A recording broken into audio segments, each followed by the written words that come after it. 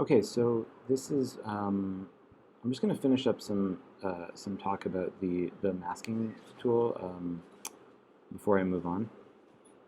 I just realized I didn't quite get to that. So let's um, let's just set up one more example where I'm going to try to find a spot on the timeline where I can do a transition. So I'm going to just do it like still quickly here at the beginning. It's just I'm going to keep my stitch line at this point because my stitch transition over here at this point because like I said, I just want to keep these together for future reference. Um, okay, and I'm going to make so now that I know that over here, I'm just gonna check it. I'm gonna hit edit on this one, and I'm just gonna check to make sure that I have one. Yeah, that I still have one reference point in each of the windows, including this one that I added over here for so that we could preserve his head in the shot. Okay, so that all looks right, and so I'm gonna go back to that to Autopano Video, and I'm gonna just click on this side. And now I want to see if I also have the points if they stayed on that side as well in that state. Okay, and so it looks like they did. So now I don't really have anything happening here except I do for example have kind of like a strange cut right around the cow's nose. So what I would think to do is maybe take this point in this state and sort of move it down a little bit further. I don't know that that's necessarily going to work. You know, I'm going to move this over here also in this one, and the line doesn't quite line up. But I just want to show you this as an example because I want to show you how Autopano Video treats this transition. So I just hit save on that, and what I did in this shot, just remember, is I had this green point over here and I had this green point over here, and then I moved them over because they're in the same camera view. So Autopano will you know, on paper it will accept that as a transition. Just hit save one more time and make sure that my wheel happens when I go back here to make sure that I have a state change. And it looks like it worked. So now it's going to be hard to see two things happen at once, but I want you to, you know, what I'm strictly looking at is the mask state change. As I play, I'm playing, and there.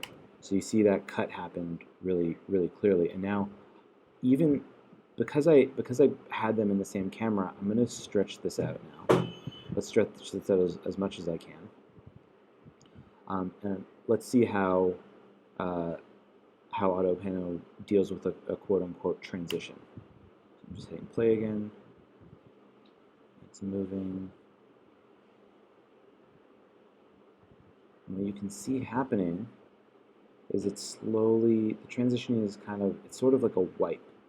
It's wiping around sort of its way up, but again, this isn't really giving me a fix. It's just kind of moving, it's moving the problem area from being over here to kind of now moving it over here, and now it's sort of still kind of stays in. And I could do this all day long. I could just kind of use this tool and kind of try to keep chasing it, but I've spent a lot of time on this already, and I can pretty much guarantee that at a certain point you just give up because this isn't really an effective way to fix this problem, despite what the Autopano tutorials might suggest. So that's where this new part comes in, which is kind of like a more advanced fixing technique for objects that are passing between the cameras and objects that are too close to the cameras. And this is where it starts to become useful to have the states on your masking lines and your stage on your stitching lines be the same and line up. Okay, so I'm going to go now back to Autopano. I'm going to go back to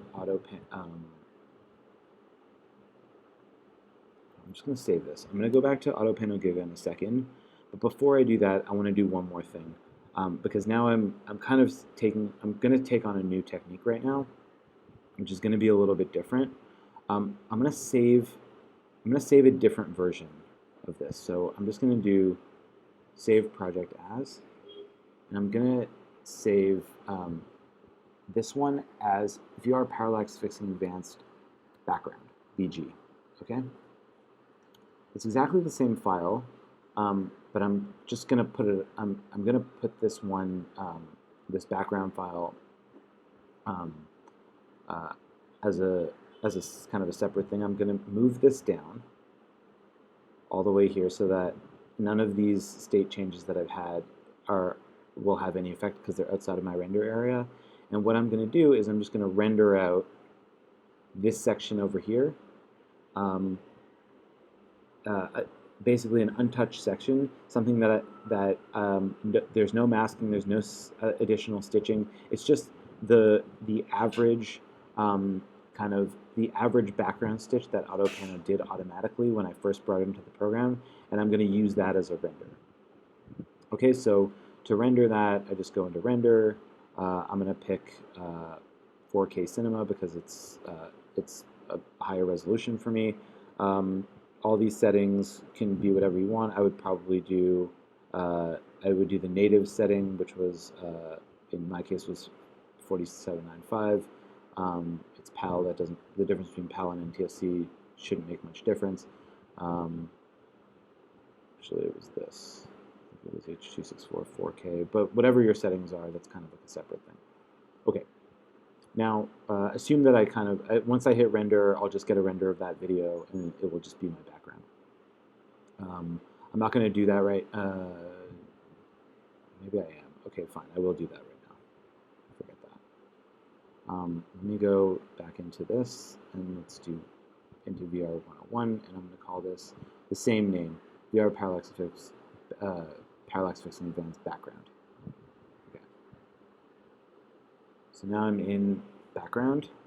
I'm just going to hit render, and that's going to render out this section for me, which was effectively an untouched section.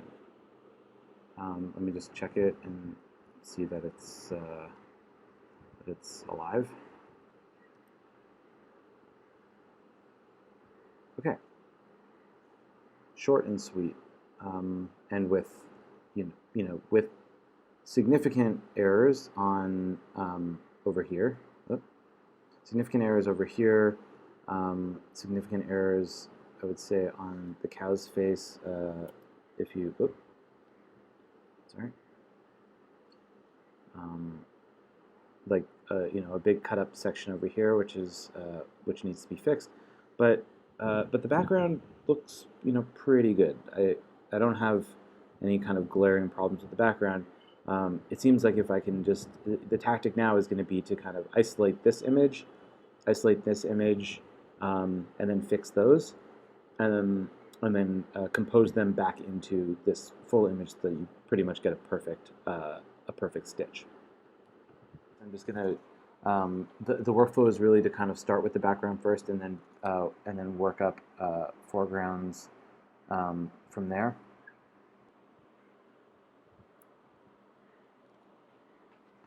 Okay, we are back. So I'm going to save, so right off the bat I'm just going to save this version as something new, and I'm going to call this VR Parallax, but instead of BG I'm going to call it foreground, FG, and I'm going to call it foreground 1, because I expect that I'll have to have more than one foreground. And so this will create a new file for me. BG I've already rendered out as this. And now let's work on the first foreground. So again, I'm going to close horizon and colors. Those aren't really useful to me anymore. And these states over here that I had in previous versions, I'm just going to clear them because we have to start from the beginning anyway. So it's just as well. Okay. So now now I'm clean. I'm gonna go back over here, find my state.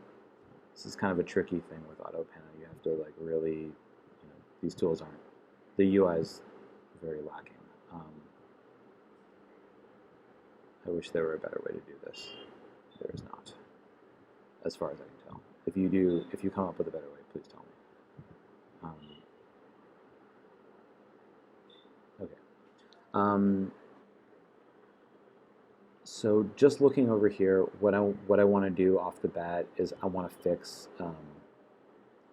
our guy's head, and I'm going to do that. I'm going to do that on all the footage. So I'm going to start by having a cut point over here and here, and that's a double click to make that work. And I'm going to make sure that I'm squarely on, squarely inside state number 2, which I've created. Oftentimes, if you're on this green area, you won't be able to actually make edits that hold.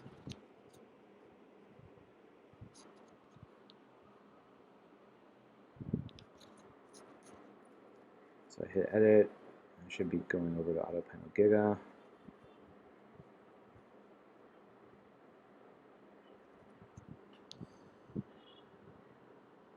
Whenever it wants, whenever you're ready.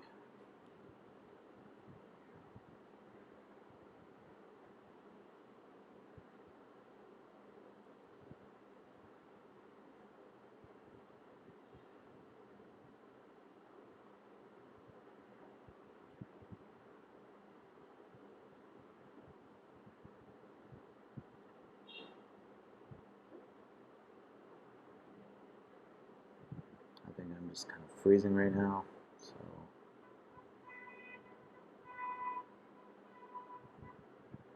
There we go. Okay. Nice. Okay, is that right? Actually, I don't. Yeah, there. That's right. Okay, great. So everything's lined up. It took a second, but I'm looking at this. I'm at this point on the timeline. I'm in my second state. If I look over at Autopano Giga, I'm looking at the same thing, and I'm just going to create, like we kind of did earlier, I'm going to create one point. Nope, come back. I'm going to create one point over here. I'm just going to do my preview thing so I can see that I got his head back from that. That's great. Okay. Look up there. And so now, throughout this entire image, his head's going to come back. There it is. Okay, nice. So now, let's start taking a look at our cow's face and see what we can do with this. Now, so we've already tried this before because the cow is between these 3 images. I don't really think that there's a way that I can actually use masking control points in order to square it. So I'm going to use a different tactic, and for this I'm gonna set up another. Yeah, actually I'm not even going to do that. Okay, so what I'm going to do is I'm going to go into this new tool that we haven't seen yet, which is the Move Images tool. And this is kind of the next stage. Now I'm in the Move Images tool. It's slightly different. I can see this view and now this kind of controlled view. I'm going to not use this Pano tool, but I'm instead going to use the picture one, and that's going to give me a view of each of the images separately. And now what I can actually do is I can actually move the images themselves so that I line up the cow's face. What it's going to do as I do this, though, is it's going to start messing up the background.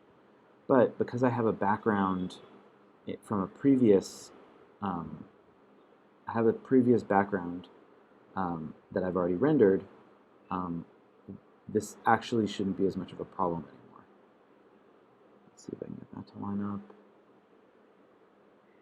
Now again, this isn't a science. You're sort of working with the algorithm a little bit to kind of see how it gets interpreted. That's already a little bit better. Let's see if I can do anything on this face over here. I'm going to try to line up the eyes. Maybe the nose down here.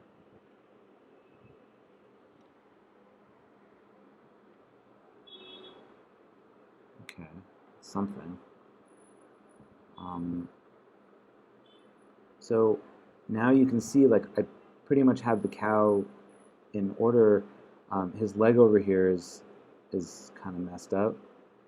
But you know, to fix that, what I can actually do is I can go back to the masking points, and I can say, you know what, I don't even want to see. At this point, I don't want to see this camera. I just want to see this camera because it seems like it lines up a little bit better over here. So I'm going to add a green point right there. And how well did I get? Let's see.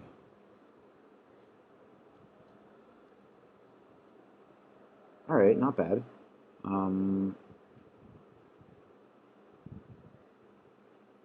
Just wait for it to update.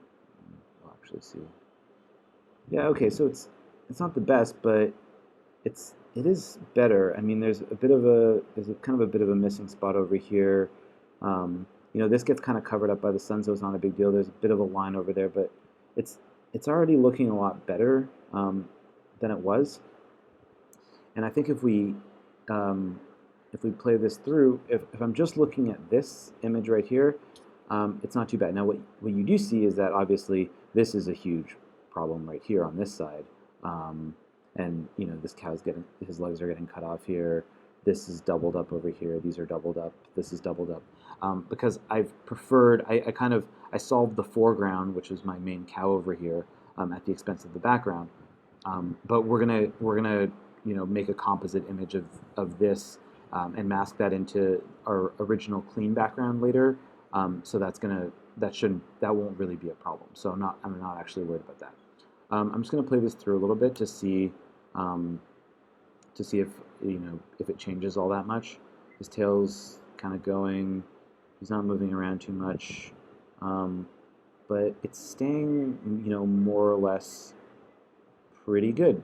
Like, okay, now right around there, it starts to get messed up again. So let's just isolate the part. Let's kind of isolate the part where it gets messed up, and then we'll do another transition. Oops, let's go back a little bit. And so I want to target the area, I think, right before the cow's face starts to go out of whack again.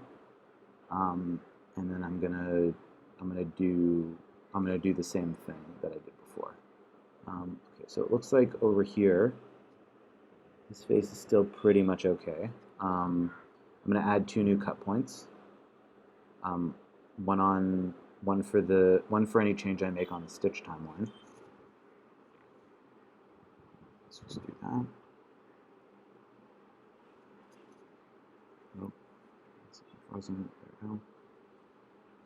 So that's going to be one state change for the stitch, which is the kind of move tool that I was using before, and then the other one for the mask which is those green and red dots. You only saw the green ones though. Okay, so now I'm going to make sure that I'm firmly planted in state 3. That's this new state that I've created. And let's hit edit and go to back to Autopano Giga.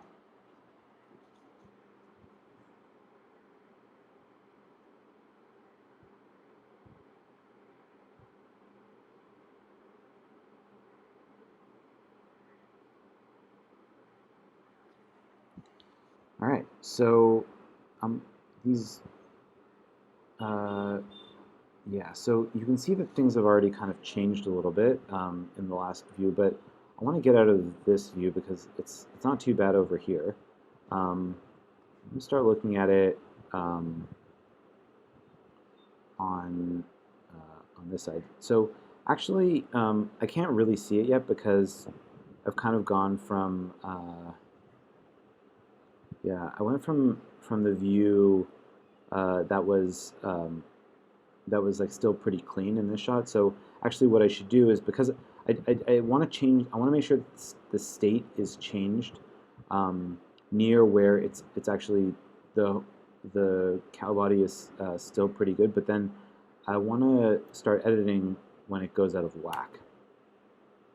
All right, so it really goes out of whack like pretty much over here. I'm going to move these up just a little bit because I feel like I can still get away with having this the stitch from state 2 kind of carry over a little bit longer. But by this point here, it's already like starting to get pretty weird, and I'm going to have to make an adjustment. I'm going to hit edit so that I'm lined up, and I make sure that I'm editing that I'm editing to that point on the timeline. I want to be editing to the point on the timeline where my cow's face is already kind of like gone weird. Yeah, and that's, yeah. So that there he is. He's gone pretty weird.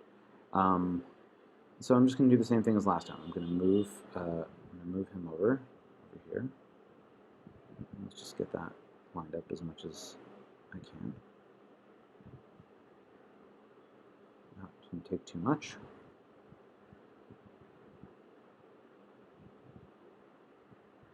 I'm try to line his horns up a little bit better on this side.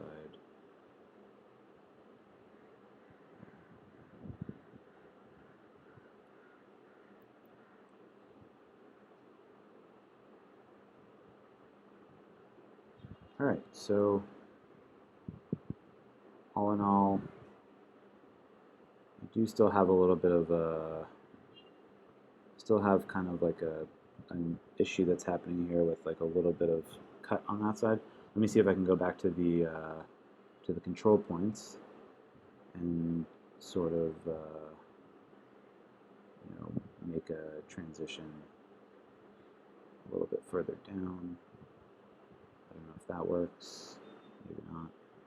Anyway, you get the idea. You can kind of just play around with this for a little while and get something that you're happy with at that state. And then, you know, depending on how long your footage is and depending on how many problems you have, you can kind of just keep doing this all day long. Like, it's definitely more an art than a science. Getting these to line up, getting them to kind of you know, to look as natural as possible. And you'll also notice that, you know, slow movement has, there's a different relationship between how slow moving objects are, how you're able to correct slow moving objects versus how you're able to correct faster moving objects. It also starts to get really fun when you have more than one central object passing between the camera. It's just kind of the way it is right now. But I'm going to move on from this because I want to get to the kind of a quick primer on how you do the masking from one to the other, and then I think that will be it. Okay, so I'm just going to render this out. It's not perfect, but it's enough for us to kind of, you know, deal with. And I'm going to kind of add in a little bit of a transition there. You can see kind of what's happening with the transition that you're seeing now. It doesn't. It's mostly coming from this kind of stitch line. The background world is kind of changing as the cow's face is being is moving. Okay, let me render this out, even though there's still problems on it, because I want to move on. So I'm just going to give this the same name. I want to make sure that all the settings are the same. I'm going to call this foreground 1. Just save that. And render that out.